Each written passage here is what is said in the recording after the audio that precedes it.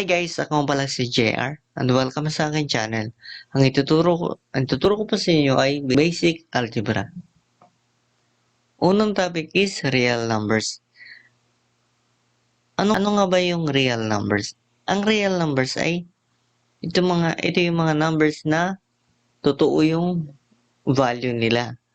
For example, bibilang tayo na 1, 2, 3, 4, then nagbabasa ka ng thermometer, ganyan. Yun yung mga real numbers. Ibig sabihin, yun yung nakikita natin na mga numbers halos araw-araw. Next is, ito yung unang real numbers na tinatawag na natural numbers or mas alam natin na counting numbers. Example is yung 1, 2, 3, 4, and so on. Ibig sabihin ng tatlong dot na yan, tuloy-tuloy yan hanggang sa walang hanggan. And then, yung symbol ng natural numbers ay n. Sa math, gumagamit tayo ng mga symbol, lalo na sa algebra. Then, next is whole numbers.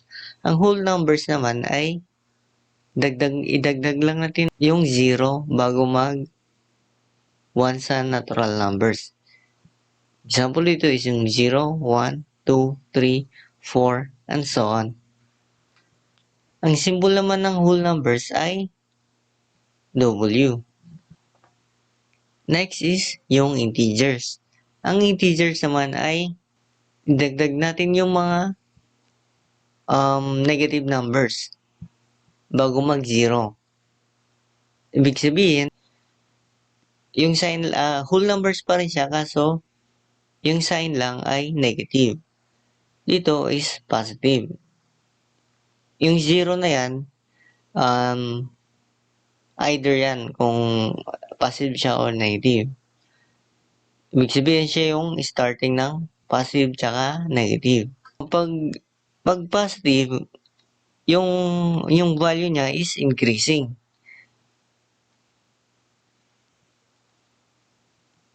Then pag negative, habang tumataas yung numbers ay nagdi-decrease yung value na. So decreasing siya. Halimbawa ng integers ay pag nagbabasa ka ng thermometer. Then yung symbol lang ng integers ay Z. Then meron din mga numbers na tinatawag na non-integers. Ito yung mga sa nakikita niyo dito sa integers, wala yung mga naka-fraction na numbers. So ibig sabihin, yun yung kasama siya sa non-integers, yung mga naka-fraction na non-integers. Yung mga naka-fraction na numbers ay non-integers ang tawag doon.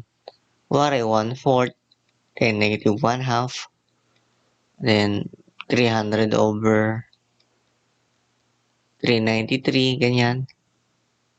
Then, yung mga tinatawag na irrational numbers na square root of 2, pi, kasi yung pi meron din yung value na 3.1415, then and so on. Si E, so yan, non-integers ang tawag dyan. Yung mga numbers na yan. And then, yung symbol ng non-integers ay Z prime. Next is yung rational numbers. Ang rational numbers naman ay sinusulat natin siya as a ratio ng dalawang integers. Then, yung value ng dalawang integers ay i-represent natin siya na R, na variable. Ibig sabihin ng variable, nagbabago yung value na. Depende sa i-input na M tsaka N na variable. For example, si M ay 1, then si N ay 2. So, ibig sabihin, si R ay 1/2. Tsaka si n dapat hindi equal to 0 kasi pag naging equal to 0 si n, not defined yung sagot nun. Lalo na pag both na 0 si m tsaka si n, undefined din or not defined din yung sagot doon. Paano naman kung si m ay 0, then si n greater than 0? For example, 0 over 1, ganyan. 0 yung sagot nun. So, ibig sabihin, lahat ng numbers na dinidivide kay 0, 0 ang sagot. Then, halimbawa ng rational numbers, 1 over 1. So, ibig sabihin, 1 over 1, this is equal to 1. So, si R ay 1.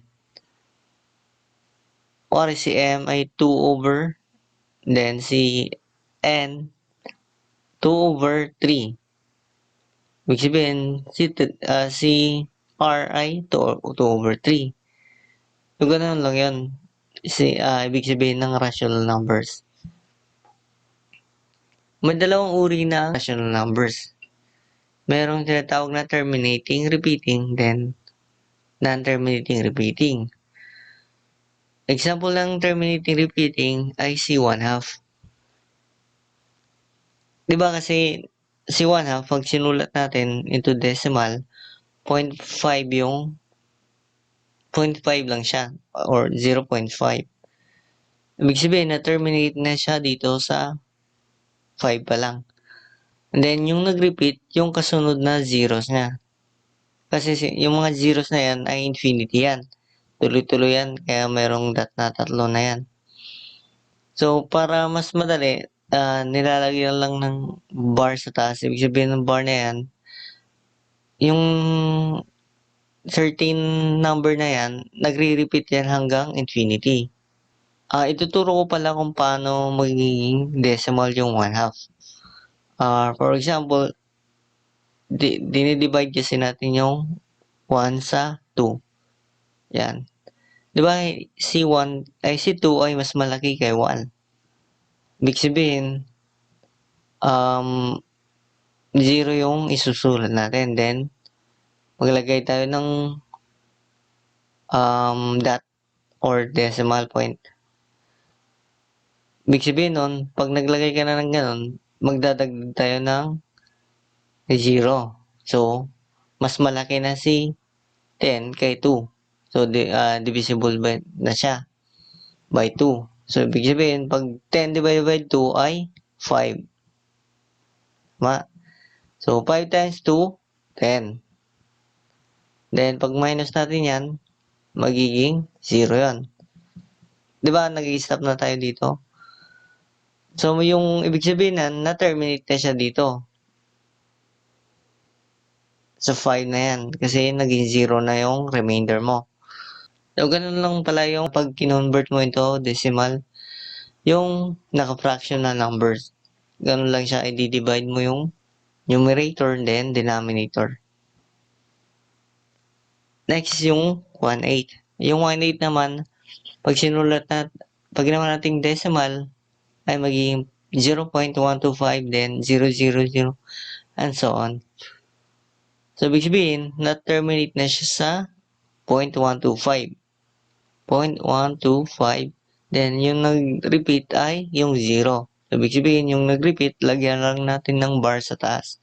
Ang tawag pala sa bar na to, minsan ito tinatawag ding vinculum. Kasi yung vinculum ay nag-indicate na yung number na yun o numbers na yun ay iisa lang sila. Or, kasi di ba yung bar na to ay na-extend natin, meron tayong number 300 over 1,898 ngayon. So, ito, vinculum tawag nito. Kasi na-extend yan, depende sa mga numbers na nilalagay mo. So, ibig sabihin, grupo sila. Na-indicate sila na isang grupo lang sila. Ito din, vinculum din ang tawag dito sa bar na to. Kasi, yun nga, ini-indicate niya yung number na yun na nagre-repeat siya hanggang sa walang hanggan. Next is yung non-terminating repeating. Ang non-terminating repeating naman ay, ibig sabihin lang nun, hindi siya na-terminate, then nagre-repeat pa siya. Example ito is yung 1/3. Pag ginawa nating decimal yung 1/3, ay magiging 0.333333 and so on. So, ibig sabihin, 0.3, pag sinulat natin yan, nilalagyan na lang ng bar sa taas yung nag-repeat na 3333. Kasi nagre-repeat talaga yan hanggang sa walang hanggan.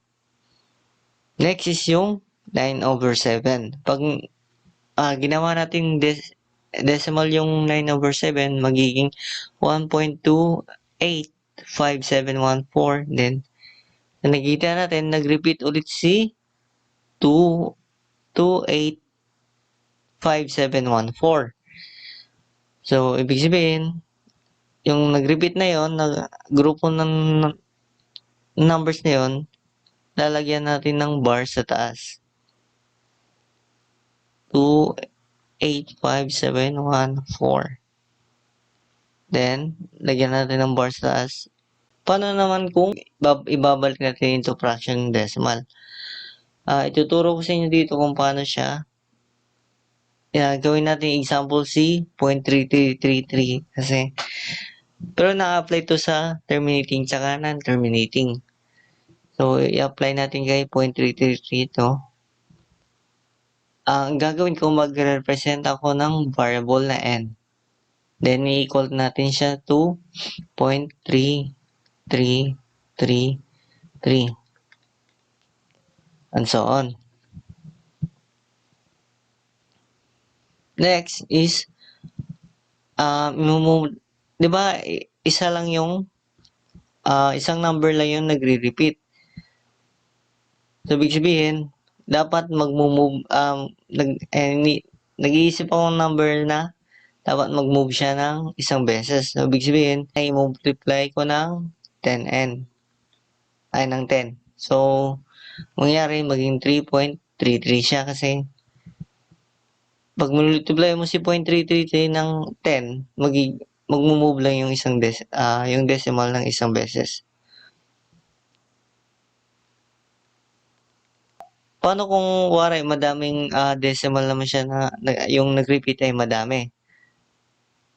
For example, pag gawin natin dalawa, wari 0.35, then yung nag-repeat na 35, then and so on. Multiply ko siya ng 100 kasi dapat mag-move siya ng dalawang beses. Kasi yung nag-repeat ay dalawa.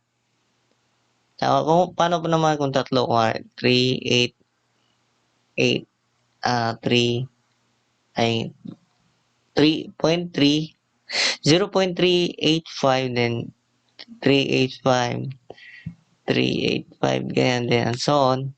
So, ibig sabihin, yung tatlo na yan, nag-repeat siya, di ba? So, mag-multiply ako ng 1,000 kasi para mag-move siya ng tatlong beses. Kasi, yun nga, tatlo yung nagre-repeat na numbers. So, anyway, next is ayusin natin to. 10, di ba, nag-multiply na ako kaya nag-move siya ng isang beses. And then, ang gagawin ko, 10, pagmaminosin ko si 10n, tsaka si n. So, 10n minus n. Mangyayari nun, maging 3.33, and so on. Then, may susi, 0.333. Kasi nag-minus tayo dito, mag-minus din tayo dito kasi, di ba, yung value ng n ay 0.33. And so on. Then, value ng 10n ay 3.33333 and so on. So on yan. Dito, pag nag-minus ka ng ganito, i-ignore mo lang si si N. Para ka lang nagmamayos ng, o diba kasi nag-minus ka ng numbers lang, walang variable, magiging 9 yan, di ba? So, ibig sabihin, pag ganito, pag in-ignore kasi yung variable dito, kasi same naman sila ng variable, mangyari, magiging 9 siya. Then, isulat mo lang yung N. And then, dito, di ba, pinag-minus no sila, ang magiging 0 lang ay yung ito, yung may 0.33 na yan. Then, magre-remain si 3. And then, next is, divide natin siya by 9. Kasi para matanggal dito yung si 9. So, 9n over 9. Pag nag-divide ka ng 9 dito, di-divide mo din yung 9 dito sa kabila para yung equality nila ay balance. So, ibig sabihin nito, 9 over 9 magiging 1 to or cancel. Then, matitira si 3 over 9. Then, i-divide natin siya into 3 kasi para maging lowest term. 3 divide 3, 1. Then, 9 divided by 3, 3. So, ayun, naging 1/3 siya.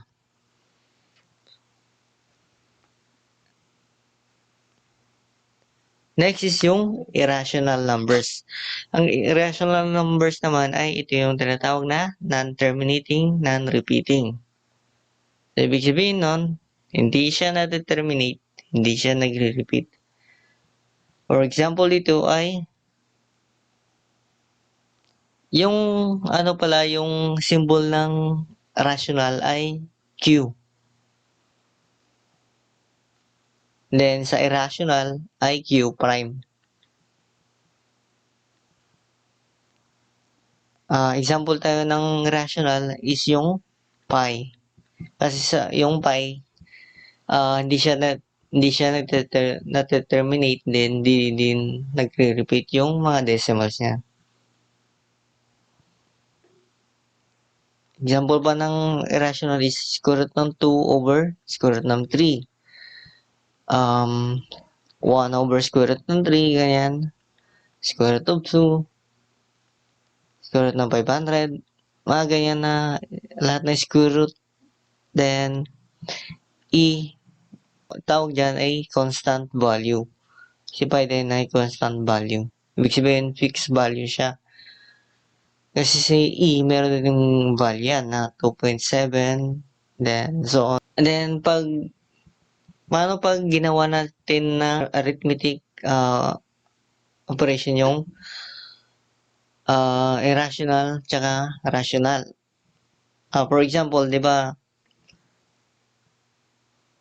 paano pag-add natin si Q plus Q prime. Di ba si Q ay rational. Then si Q prime irrational. Ano yung magiging sagot nun? Rational o irrational? Irrational yung sagot nun. Q prime na lang.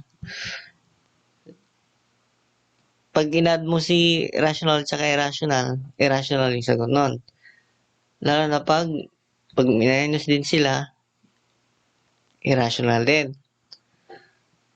Pag pinag-multiply mo sila, ito, pwede ding x yung pag multiplication symbol, pwedeng x, pwedeng dot, pwedeng parenthesis. Kayo na bahala kung anong mas gusto nyong gamitin. Kuwari pag multiply natin siya, si Q, tsaka si Q prime, which is si rational, tsaka si irrational pa rin yung sagot nun. Then, pag pinag-divide natin, irrational pa rin. Next is properties of real numbers. Ito pala hindi commutative pala to. Ibig sabihin ng commutative, pag meron ka pa pinag-add na real numbers na A tsaka B, Hindi matter yung order nila. Ibig sabihin, pag A plus B, pwedeng B plus A. And then, pag multiplication naman, A times B, pwede ding B times A. Yun yung commutative properties. Example dito, pag pinag-add mo si 7 plus 3, pwede namang 3 plus 7. Sa multiplication na 3 times 5, pwede ding 5 times 3. Yung associative properties naman, pag mayroon kang pinag-add na tatlong numbers, hindi din matter yung kung alin sa dalawa yung uunahin mo. Ibig sabihin nun, pag meron kang number na A, B, tsaka C, then pinag-add mo sila, A plus B plus C, pwede mo unahin si A plus B, pwede din naman si B plus C. Then ipag-multiply mo naman yung tatlong numbers, hindi din matter yung kung alin sa dalawa yung unahin mo na ipag-multiply. Kuwari, unahin mo si A times B, ganyan. Then, pwede din naman na B times C yung unahin mo. Example dito na sa associative properties, 2 plus 4 plus 7, pwede mong unahin si 2 plus 4, pwede din naman na 4 plus 7 unahin mo. Dito sa multiplication, 3 times 7 times 5, pwede mo unahin si 3 times 7 muna, then pwede din naman na 7 times 5 yung unahin mo. Next is yung distributive properties. Pag meron kang real numbers na A, then imumultiply mo siya sa pinag-add na dalawang real numbers na si B tsaka C. I-distribute mo lang si A kay B and then kay C. Kaya naging AB plus AC. Ibig sabihin nun, hindi sila magkasama, no? Pinag-multiply lang si A tsaka si B. And then si A tsaka C. Then, pwede mo i-multiply si B plus C kay A. Kaya, pero parehas pa rin yung magiging sagot nun. Kaya naging AB plus AC yung B plus C times A. I-distribute mo lang si B kay A, saka si C kay A. Example dito is yung 2 times 3 plus 5. I-distribute mo si 2 kay 3 tsaka 5. 2 times 3, kaya naging 2 times 3 plus 2 times 5. Pwede din baliktad. 3 plus 5 times 2. Pares lang din yung sagot nun. Then, properties of negatives. Unang property is, pag minultiply mo si negative 1 sa kahit anong real numbers, ang mangyayari, si real numbers ay magiging negative. Then next, pero pag meron kang negative sign na i-multiply mo kay negative real numbers, magiging positive si real numbers. Next is, pag multiply mo si negative real numbers kay positive real numbers, pwede din baliktad yung situation. A naman ay positive din, si B naman ay negative. Pwede mong ilabas mo yung si negative, then pag multiply mo si A, tsaka si B. Pag meron kang na negative si A tsaka si B, mangyayari magiging positive yung dalawa na yon. Next is yung property 5. Pag meron kang ito, distributive property din to. I-distribute mo lang si negative kay A tsaka kay B. Ayan, naging negative A minus B. Ito, di ba, pag multiply mo si negative kay positive, magiging negative si B. Then, magiging minus na siya nun. Ito pwede mo din siyang isulat into negative A plus negative B. Yan, ganyan. Pwede din siya yung na ganyan. A2 hindi 29. Pag meron kang um, negative na i-multiply mo sa pinag-minus na real numbers. Ito pwede din isulat siya na negative plus B. Pero sa math, mas maganda kasing isulat mo muna si positive na naging B minus A. Example dito, kay property 1, negative 1 times 5 magiging negative 5. Next is property 2, negative times sa negative 5 magiging positive 5.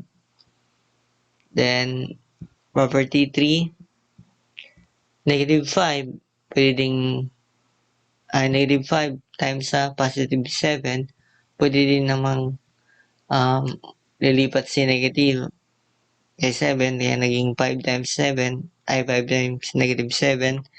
Then, pwede mo din siyang tanggalin si negative, then ilalabas mo sa parenthesis. Then, pag multiply mo yung dalawang numbers na 5 tsaka 7. Ayan, naglagay akong dot dito para malaman na nakamultiply siya.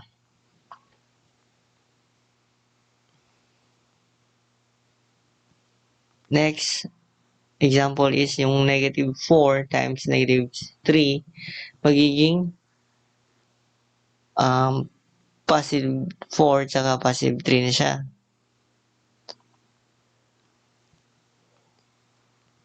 Three plus 5, then multiply mo si negative, magiging negative yung dalawa na yon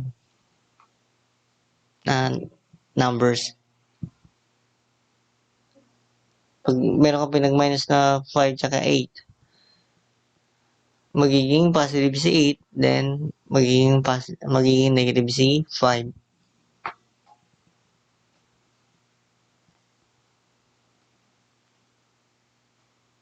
Next is yung properties of fraction. Pag meron kang pinag-multiply na A over B times sa C over D, magiging A times C, and then over siya sa B times D. Ibig sabihin lang nun, numerator to numerator, then denominator to denominator. Tapos, pag meron kang pinag-divide na dalawang fraction, ang mangyari nun, tataas lang si D, then maging multiplication na yung operation nun. Tataas si D. Ganito kasi yan. A over B, then divide mo siya sa C over D. Ito, tataas siya doon. Parang iikot siya. And then, magiging multiplication yung operation. Kaya naging ganito.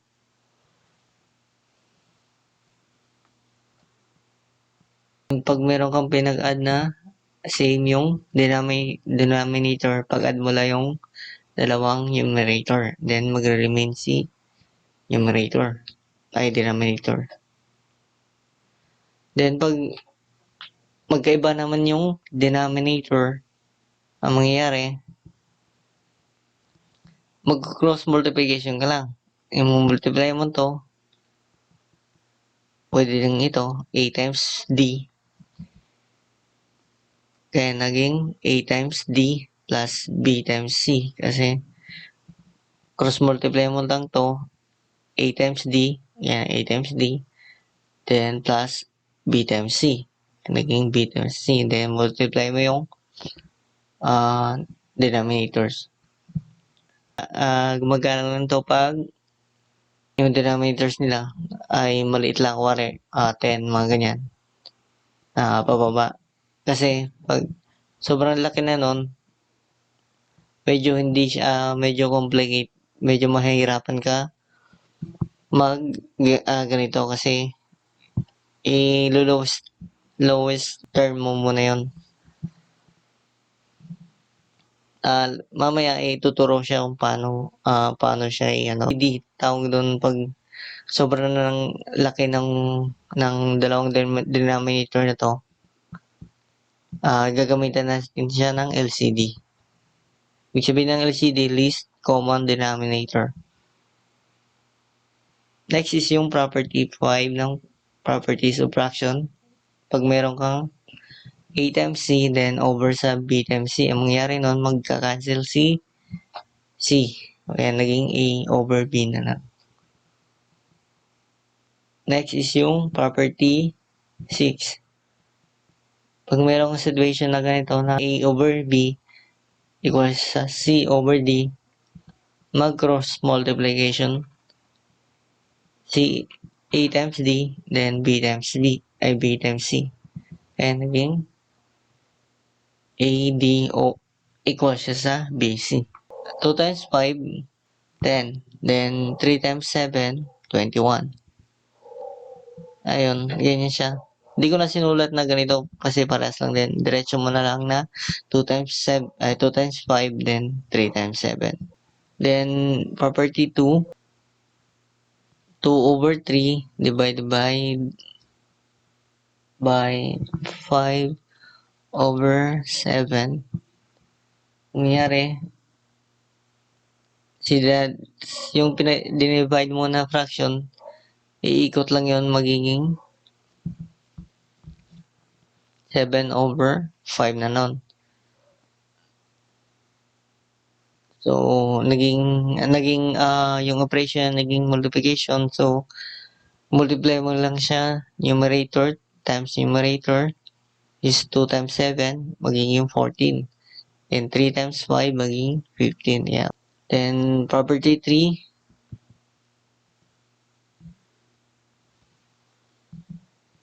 2 over 5 times, plus 7 over 5.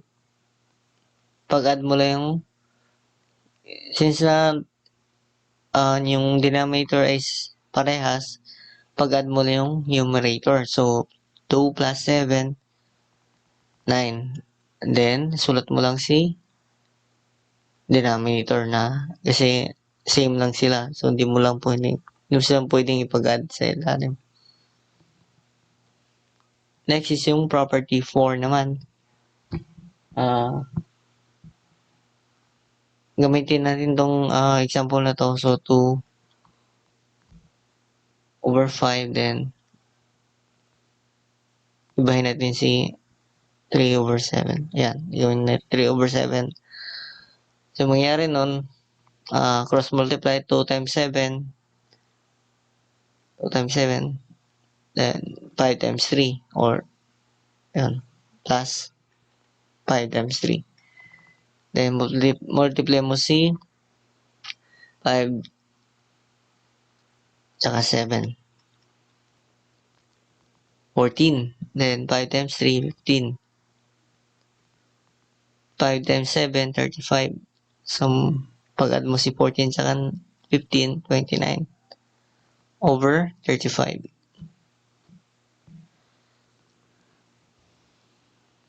Property 5, A equals to 2, then si B equal to 3. So, mangyari nun, magka-cancel si 5, tsaka si 5. Kasi magiging 1 sila nun. So, 2 over 3 yung sagot. And then, si 6, hindi ko nagagawa ng example si 6. Dito tayo sa LCD na sinasabi ko kanina. Next is, ituturo ko sa inyo si LCD. Ibig sabihin ng LCD ay least common denominator. Denominator.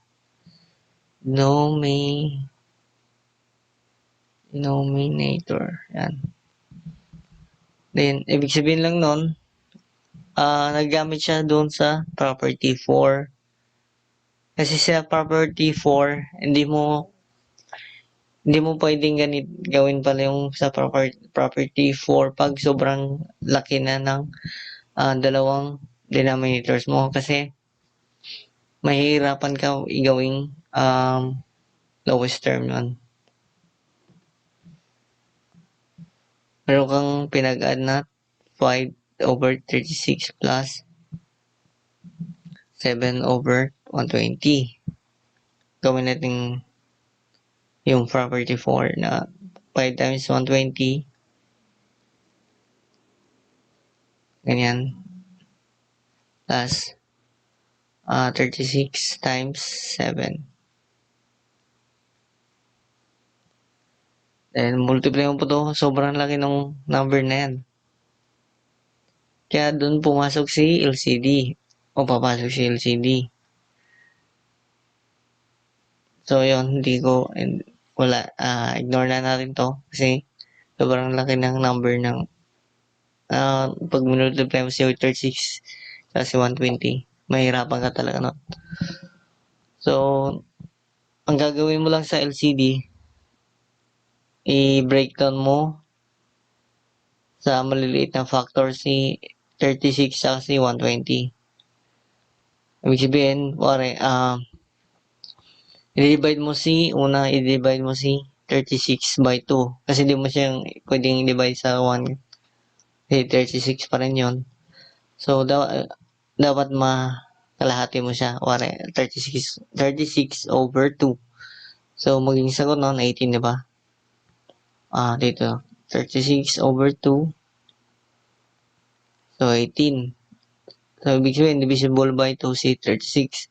Result mo lang si 2 dito. So, yung pinagdi-divide mo, isusulat mo dito.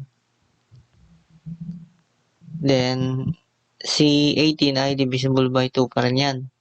Isulat mo si 2. Multiply mo. 2 times 2. Next. Diba? 18 divided by 2 ay 9.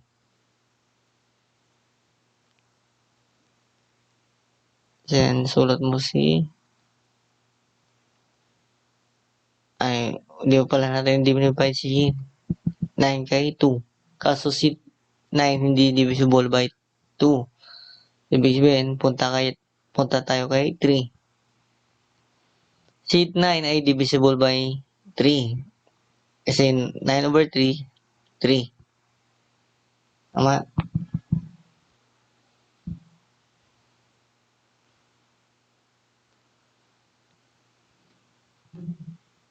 Then si 3 ay divisible by 3. Kasi hindi siya divisible by 2 si 3. So, divisible by 3 si 3. Next is yung 120. Dito to sa 120. Si 120 ay divisible by 2. Divisible by 2 si 120, magiging 60 siya. So, sulat natin si 2. Then, si 60 ay divisible by 2 pa rin. Kasi magiging 30 siya. Magiging 30. So, divide 1. Sulat natin si 2. Then, si 30/2, magiging 15. Sulat natin si 2 ulit. Kasi, nakatatlong 2 na tayo dito. Si 15 ay hindi divisible by 2. So, gamitin natin si 3.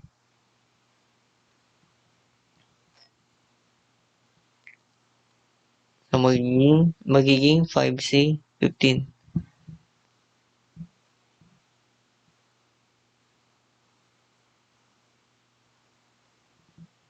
Then, si 5 divisible by 5.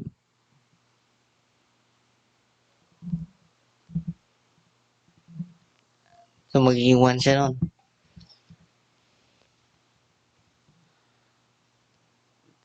Dito, 2 times 2, 4. Then, 4 times 2, 8. Then, 8 times 3, 24. Then, 24 times 5, 120. So, tama yung mga factor na yan. And then, i-bring down natin yung same na numbers. 2 tsaka 2, parehas yan. So, gawin natin isa lang yan. Same sila. So, bring down natin siya into isa. O 2. Then, si 3 meron siyang kapares ito. Ito pala, wala siyang kasama. So, i-bring down din yan natin. Ibig sabihin, yung may kasama, isa lang sila. Isa lang yung counted. Ito may kasama. Or kapartner. Ito wala. So, i-bring down pa rin natin siya. Kasi kawawa siya kasi wala nga siya kasama. Tapos, ano mo lang, iiwan mo. So, dapat isama mo na rin siya. So, si 3, meron kasama na 3. So, isulat natin si 3. Then, si 3 walang kasama. So, isulat natin. Then, si 5 walang kasama. Isulat din natin. Or bring down. So, yun, pag multiply mo lang to, 2 times 2, 4. 4 times 2, 8. 8 times 3, 24. Then, 24 times 3, 3 times 4, 12. 3 times 2, 6. So, 72. Then, 72 times 5, 7 times 5, 5 times 2, 10. Then, 5 times 7, 35, plus 1, 36. So, 360. So, ibig sabihin nun, 360 yung common factor nila. Ng 36, tsaka 120. 5 over 36 plus 7 over 120. Ang gagawin mo lang nun is i-multiply mo to sa common factor na 360. 360 divide 360. Kasi 360 divided by 36 ay 10. So, matitira dito ay 10 na lang. Then, si 306 ay mariremain kasi diba ito lang yung nag-divide sa to. Kasi i-distribute mo nga yan dun eh. Sa dalawa to. Ayan. Ito. Saka dito. Diba? Tama. Distributive property pwede rin ganyan. Baliktad. So, 360 matitira. Diba kasi kaya ginawa kong 360 over 360 kasi 1 pa rin yan. Ginawa ko yun para maging kaparehas yung denominator nila. Then, plus 360 divided by 120, ilan siya? 3. So, 7 times 3. Ibig sabihin, matitira si 360. So, yun, pwede mo na siyang ipag-add kasi same denominator na siya. Also, i-simplify muna natin yung numerator. Kasi naka-multiplication pa yung operation nila. So, 5 times 10, 50. Plus, 7 times 3, 21.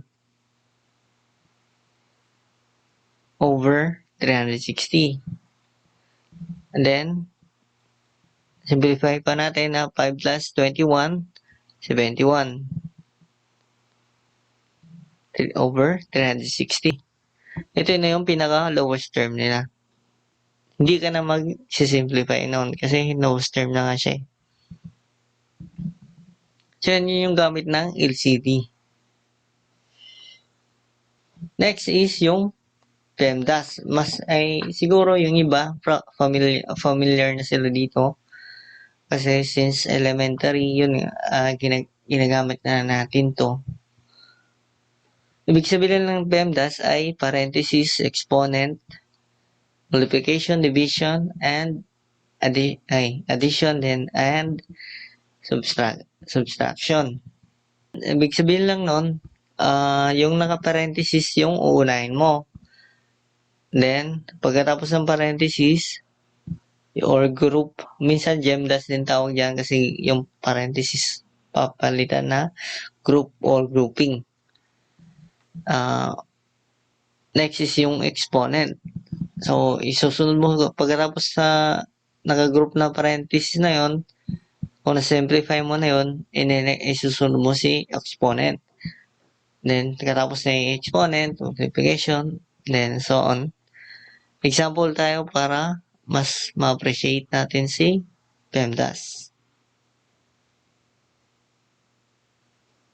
Example is yung ito na expression. Expression kasi ang tawag dito. Yan, expression ang tawag yan. Then, isi-simplify natin. Ibig sabihin ng simplify, gagawin natin siyang into mas simple na equation or values. So, yun.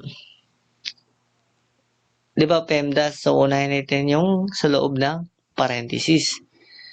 Since ito ay walang exponent, so, parenthesis muna tayo.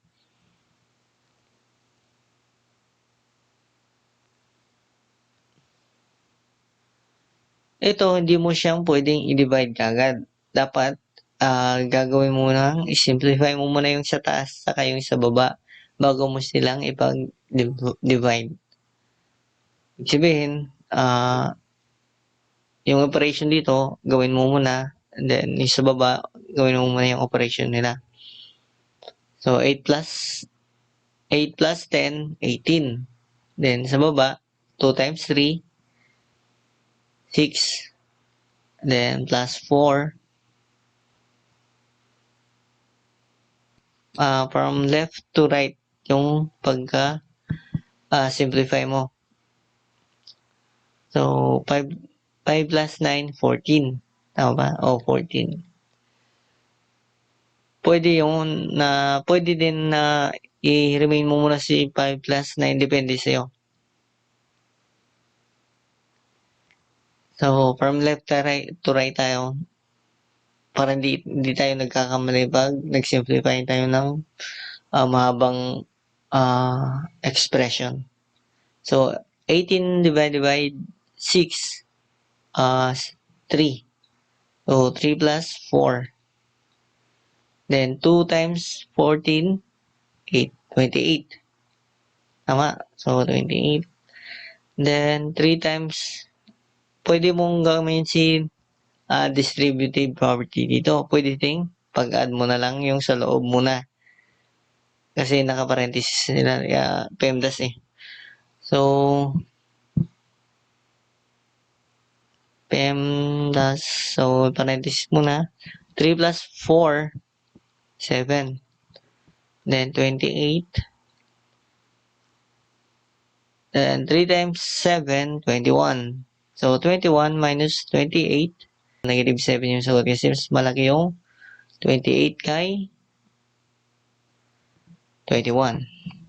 So ganun lang yung PEMDAS or tinatawag yung GEMDAS. Groupings, ibig sabihin ng G, groupings o grouping.